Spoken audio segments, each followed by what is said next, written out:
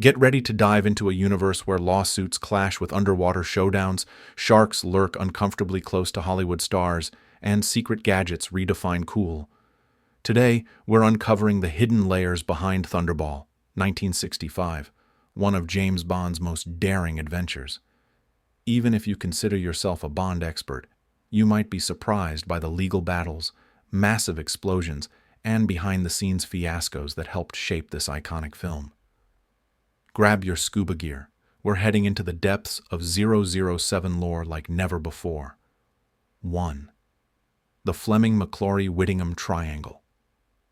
Long before any camera captured underwater footage, Thunderball began with a plan hatched by three very different creative minds. In the late 1950s, Bond creator Ian Fleming teamed up with producer Kevin McClory and writer Jack Whittingham to craft an all-new screenplay that would catapult James Bond from the pages of novels into an original cinematic story. At first, this trio seemed to click beautifully.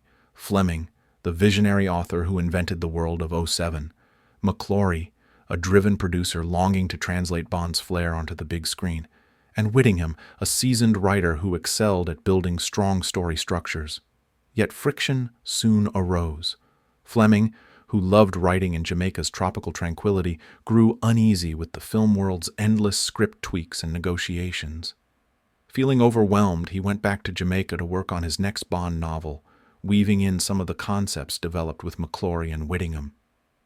When McClory realized that Fleming's new novel, Thunderball, seemed to incorporate their shared ideas, a tense dispute broke out.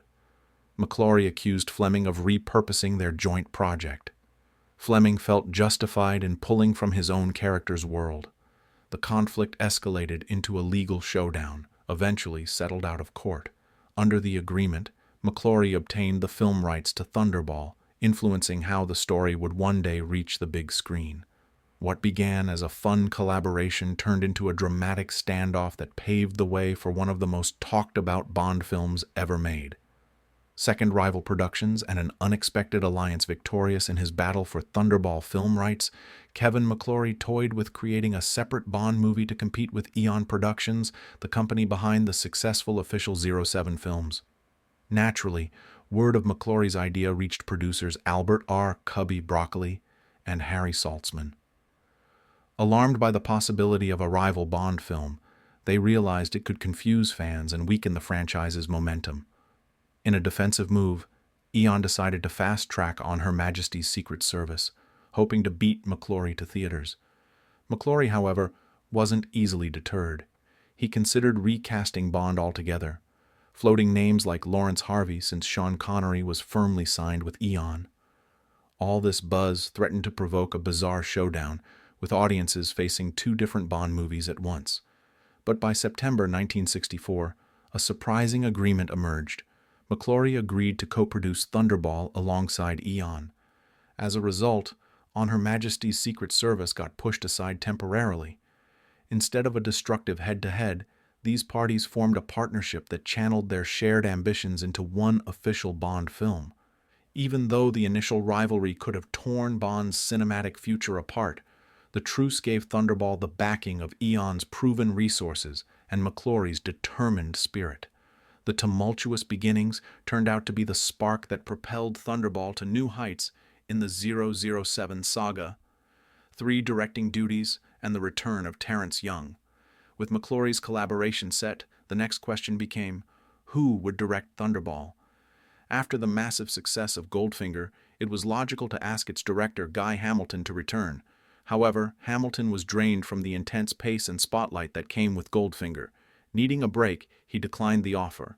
On the other side, Kevin McClory wanted to direct himself, but the producers sought a more neutral figure, someone already in tune with the Bond spirit.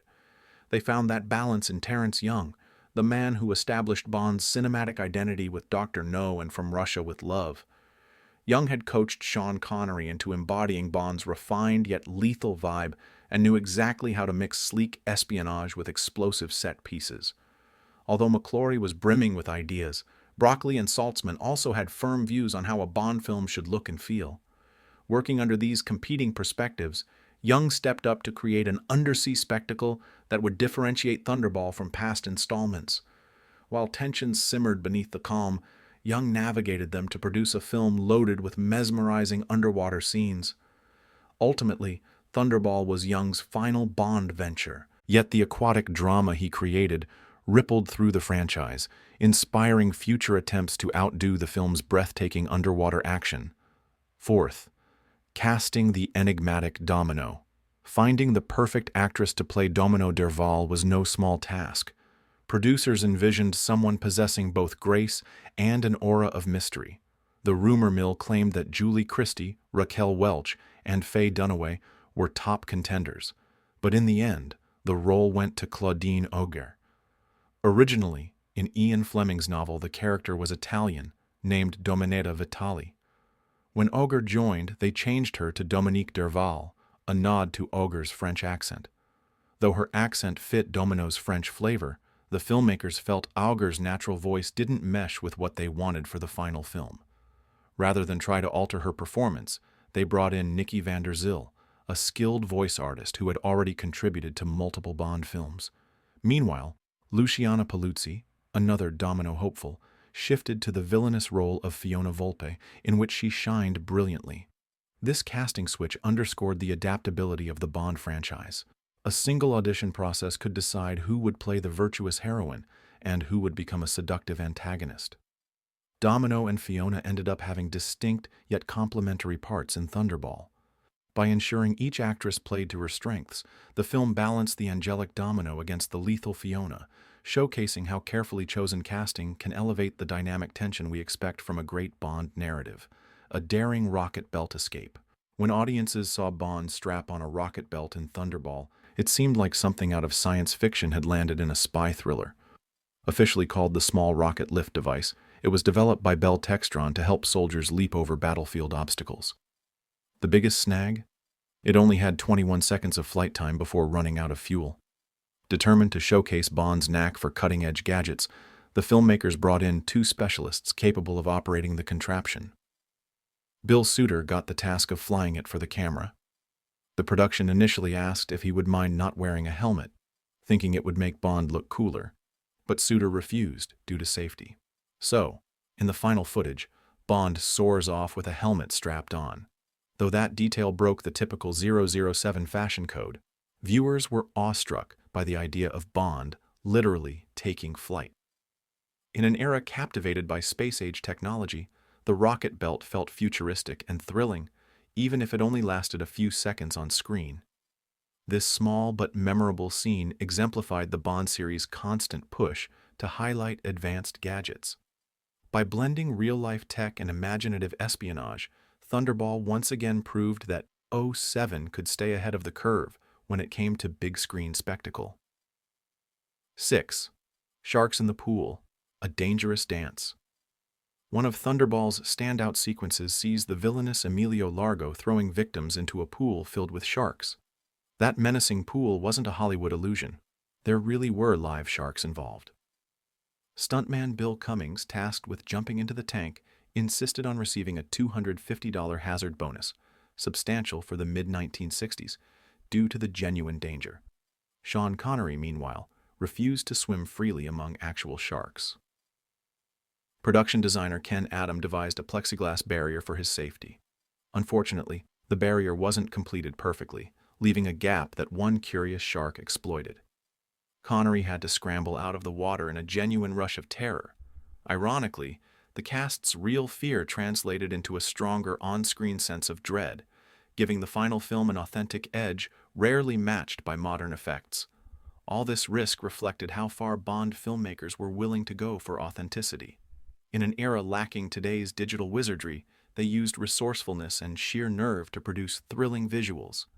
Despite putting cast and crew at risk, the Shark Tank scene became unforgettable. This moment demonstrated that behind every polished 007 stunt lies the uneasy tension between cinematic excitement and real-world hazards, a mix that helped make Thunderball legendary. 7. The dead shark that sprang to life. Filming with live sharks is nerve-wracking enough, but Thunderball introduced another bizarre curveball, a supposedly dead shark that wasn't quite dead. The production needed a shot where Bond dodges one final shark while leaving the pool. They procured what they believed to be a lifeless specimen and rigged it with wires to fake a final lunge at 007. Special effects coordinator John Steers bravely jumped into the water surrounded by actual live sharks to maneuver the corpse. To everyone's shock, the dead shark began twitching back to life. This triggered a frenzy among the surrounding sharks. Stuck in the middle, Steers shouted for help. In the midst of real chaos, director Terrence Young allegedly commanded the cameras to keep rolling, hoping to capture the genuine fear on film. Steers managed to scramble out unharmed, but the close call was no joke. It underlined the serious hazards the crew faced while bringing Bond's underwater world to life. That real burst of danger ended up fueling the film's authenticity. Interestingly, Steers went on to earn an Oscar for his innovative special effects. The entire ordeal underscored that in a Bond movie, behind-the-scenes drama can be every bit as thrilling and occasionally terrifying as what ends up on screen.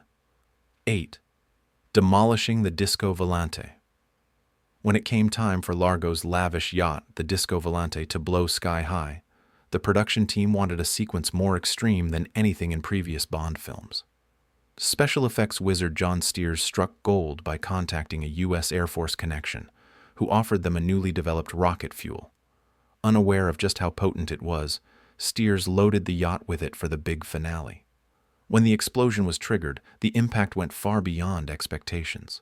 Parts of the Disco Volante were launched into the air, nearly landing on the crew.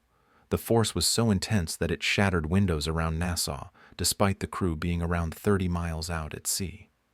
In an era before CGI, this over-the-top fireball was about as real as it gets. Though it flirted with disaster, the massive yacht explosion epitomized Thunderball's commitment to big, jaw-dropping stunts. Since the series seldom used digital effects at that time, they relied on actual explosives and meticulous planning to wow audiences. The Disco Volante didn't just sink, it practically disintegrated. And that high-stakes approach raised the bar for action in the Bond franchise, underscoring the production's go big or go home philosophy.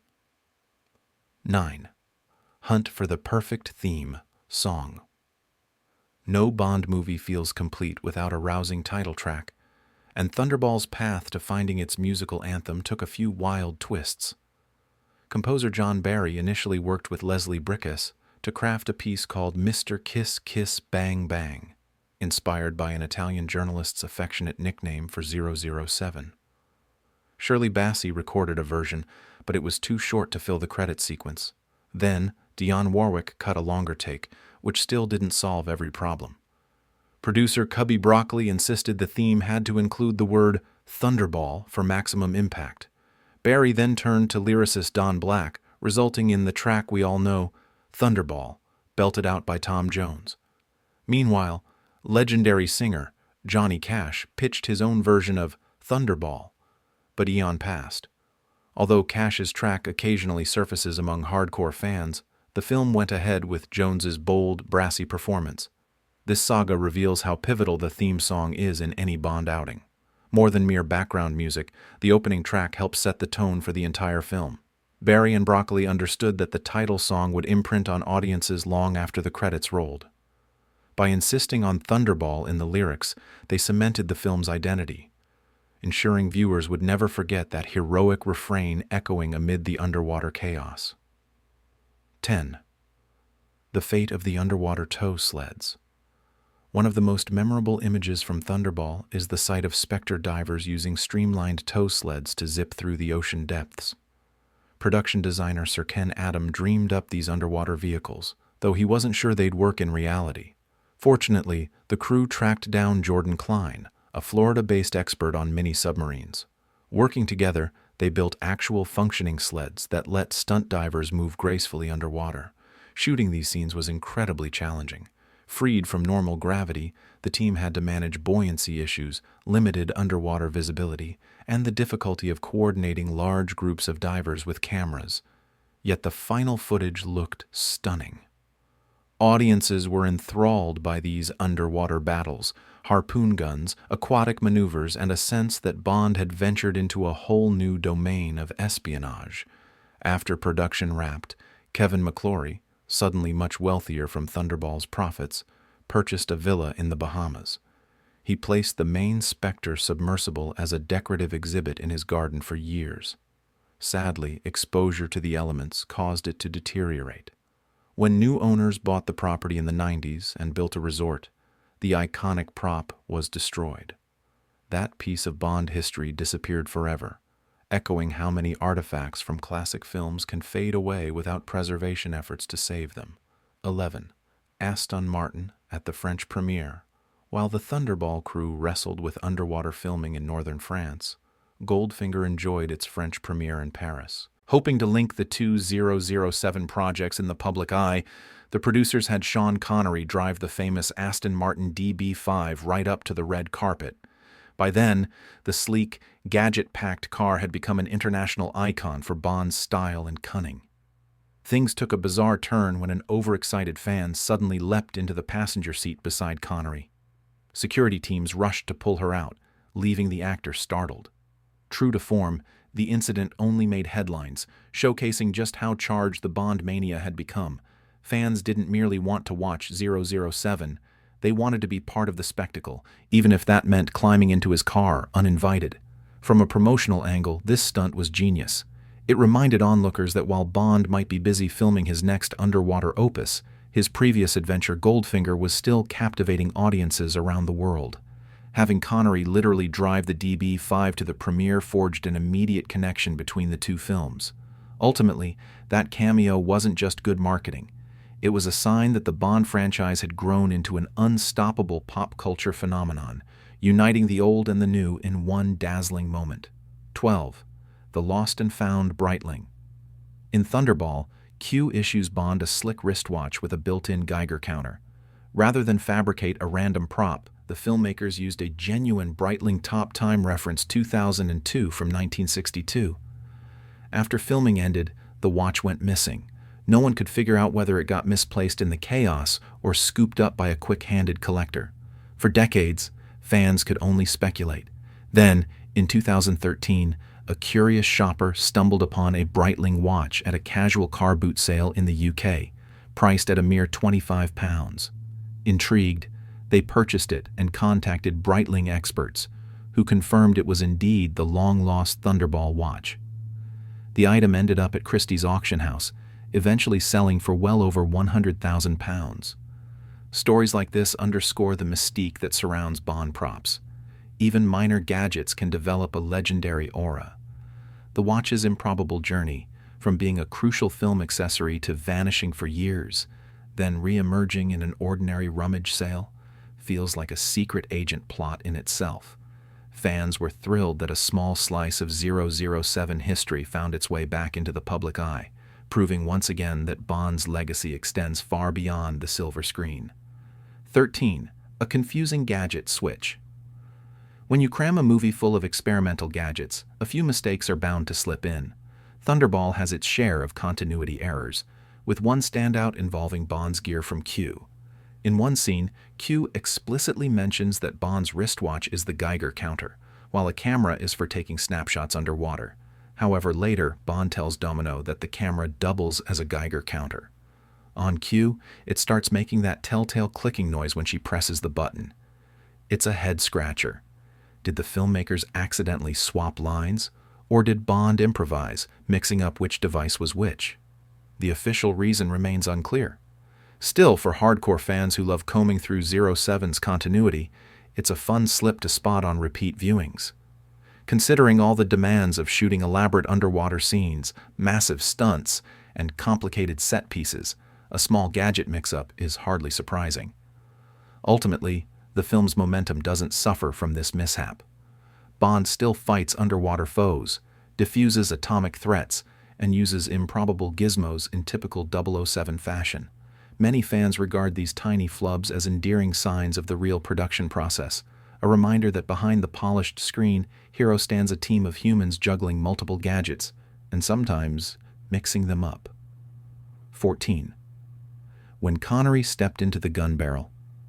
Think of James Bond, and the iconic gun barrel opening might be one of the first images that comes to mind. Accompanied by the pulsating Bond theme, a figure walks across a white screen, whirls around, and shoots at the viewer. Sean Connery is forever linked with that sequence, but surprisingly, he wasn't the person performing it in his first 3 outings. That job was handled by stuntman Bob Simmons. By the time Thunderball rolled around, the production realized it was time for Connery to take over. The gun barrel shot had become a hallmark of the series, and fans had grown used to its style and energy. Putting Connery front and center for that moment brought an extra dose of authenticity, emphasizing that he was indeed the face and force of James Bond. Simmons's contributions to the franchise remain valuable. He helped shape the fluid movement and dramatic flair of that shot. Still, shifting that signature opening to Connery in Thunderball signaled the franchise's growing attention to detail. It was no longer just a stylish flourish. It was an emblem of Bond himself. Every Bond actor after Connery followed suit, adding their personal twist to the same iconic silhouette. Proof that even a brief, stylized intro can become cinematic legend. 15. Rockets on 2 wheels, Fiona Volpe's fiery stunt. Amid all of Thunderball's memorable stunts, few compare to the high-speed, rocket-launching motorcycle sequence led by the vixenish Fiona Volpe. Riding a specially modified bike, she tears down the road with a secret rocket system primed to obliterate her target, an unsuspecting Count. One quick press of a button, and his car goes up in a burst of flames. Behind the scenes, it was stuntman Bob Simmons who had the job of operating the motorcycle, launching the rockets, and leaping off just before the ensuing explosion. Director Terrence watched in dread, fearing Simmons wouldn't clear the blast in time. Luckily, he did, emerging unscathed once the smoke settled. This adrenaline-fueled sequence symbolizes how Thunderball pushed boundaries without relying on digital effects. The crew rigged genuine rockets, choreographed exact timings, and placed real people in hazardous spots for maximum realism. Fiona Volpe's deadly style stands out in Bond lore as the perfect mix of glamour and menace. When that rocket-firing motorcycle roared onto the screen, it drove home how unafraid this installment was to step beyond typical 1960s action flick standards. Real explosives, real stunts, real risk. That's what gave the film an extra kick of authenticity that fans still admire. 16. FELIX Leiter's unfulfilled promise. Bond's dependable CIA ally, FELIX Leiter, shows up in Thunderball, portrayed by Rick Van Nutter. The producers loved his performance so much they signed him for potential appearances in future Bond films. He seemed to capture the American side of espionage perfectly, assertive, analytical, and not overshadowed by 007's charm. However, the series' direction didn't align with those hopes. The next 2 films, You Only Live Twice and On Her Majesty's Secret Service, offered no organic place for FELIX. By the time they got around to Diamonds Are Forever, Van Nutter's contract had expired, and he had shifted focus to his shipping business. Norman Burton took over the role in that film, but fans never warmed to him the same way. This mishap shows how unpredictable the Bond franchise can be behind the curtain. Even when a cast member seems locked in, evolving script plans, production schedules, or contract changes can sideline characters. Van Nutter remains a what-if scenario. Had he stayed on, perhaps Felix Leiter could have enjoyed a more cohesive arc. Instead, he became another example of how Bond's side characters sometimes vanish for years, only to return with different faces. The result is a patchwork continuity for Felix, leaving fans wondering what might have been had Van Nutter continued. 17. The mini rebreather that fooled everyone. No discussion of Thunderball is complete without mentioning the tiny rebreather. Q provides Bond. This little mouthpiece appears to let 007 remain submerged indefinitely, sparking excitement among fans who speculated whether such a compact device could really exist. The effect was so convincing that a British military engineer reportedly contacted Peter Lamont, the film's chief draftsman, seeking more info. Lamont, amused, explained the truth. The device works only as long as the actor can hold his breath, plus strategic editing. In other words, it wasn't the futuristic marvel people hoped. It was pure movie magic. Still, it fits seamlessly into Bond's universe, where top-secret gadgets and cunning improvisations define 007's edge. By blending plausible tech with a dash of fantasy, Thunderball helped maintain the Bond tradition of pushing creative boundaries. Fans reveled in the notion that MI6 might issue such cutting-edge gear, and the scene gave a glimpse of how Bond could evade enemies underwater without constantly surfacing. Although science may not support the rebreather's real-world practicality, its on-screen presence stoked imaginations worldwide. Even now, viewers recall that little mouthpiece as a prime example of the film's knack for mixing espionage flair with borderline futuristic contraptions. 18. Domino's dualistic fashion choices. Domino Derval is a compelling character not just for her role in the story, but also for her visually symbolic wardrobe. The costume designers decided that Domino would appear almost exclusively in black and white, reflecting her name's allusion to a domino tile. This color scheme does more than just look stylish. It mirrors the internal struggle Domino faces, caught between loyalty to villainous Largo and a growing attraction to Bond's cause. When Domino appears in white, it underscores her innocence or vulnerability, hinting at moral hesitation. When she shifts to darker attire, it suggests she's veering closer to Largo's menacing orbit. This visual storytelling isn't typical of all Bond leading ladies, where wardrobes often serve as mere decoration. Instead, Domino's evolving outfits help us track her emotional journey. It's a subtle choice that fans might not immediately notice, but it adds depth to a series sometimes critiqued for relegating female characters to secondary roles. In Thunderball, Domino's costuming reveals a woman torn between two worlds. Coupled with Claudine Auger's earnest performance and Nikki van der Zil's dubbing, the black and white motif stands out as a smart example of how thoughtful production details can enrich character arcs, adding an extra layer to an otherwise adrenaline-packed espionage adventure. 19. The impossible yacht-to-hydrofoil transformation. Among Thunderball's many wild moments, the transformation of Largo's Disco Volante from a standard yacht into a sleek hydrofoil stands out. Naval experts scoffed at the notion that any real boat could perform such a dramatic feat, but production designer Ken Adam wasn't about to let feasibility stop him. He bought a boat for around $10,000 and remodeled it so a detachable catamaran section could separate from the hull, letting the front part zoom forward like a hydrofoil. This imaginative redesign gave the impression that Spectre possessed endless resources and cutting-edge engineering. It might defy basic maritime logic, but on screen, the excitement was tangible. Viewers saw a seemingly normal yacht split in half, with the front portion racing away at high speed. Perfect for a villain who needs to outmaneuver the world's greatest spy. Meanwhile, the film also saw actress Martine Beswick cast as Paula Kaplan, Bond's Bahamian assistant. Despite being Jamaican by birth, Beswick had spent so long in London that her skin had lost some of its tropical tan. She had to sunbathe extensively prior to filming to look like a local. Together with the Disco Volante's improbable mechanics, Paula's transformation further highlights the behind-the-scenes efforts that shaped Thunderball's exotic atmosphere, proving that style and spectacle often trump strict realism in Bond's vibrant universe. 20.